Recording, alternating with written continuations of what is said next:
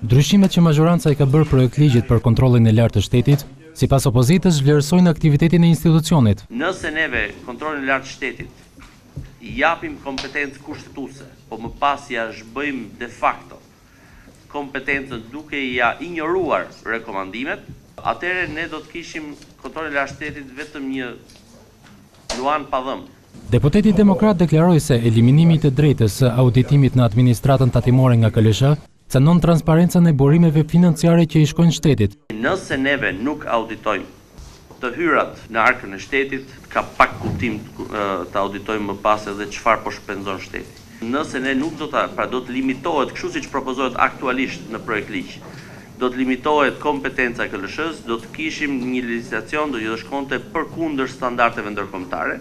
Jashtë në qëndrimin e tij, Bujar Leskaj tha se mazhoranca po dëmton qëllimin e aktivitetit të KLSH-s.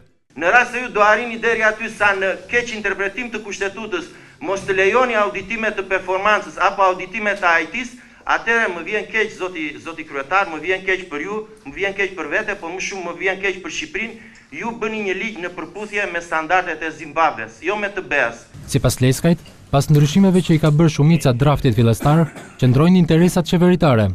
Kjo bllokim që kërkohet të bëhet për KLSH nuk bëhet për të mbrojtur interesat tuaja, unë jam tërësisht i vetëdijshëm, bëhet për të mbrojtur interesat qeveritare.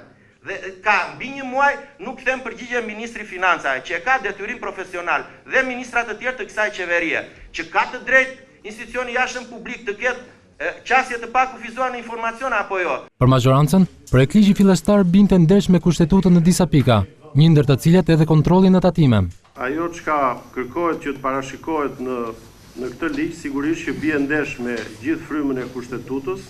Mbas 2 orë debatesh, Komisioni i Ligjeve miratoi me shumicën e votave të mazhorancës rishikimin e ligjit, të propozuar nga deputetët të majtë në Komisionin e Ekonomisë.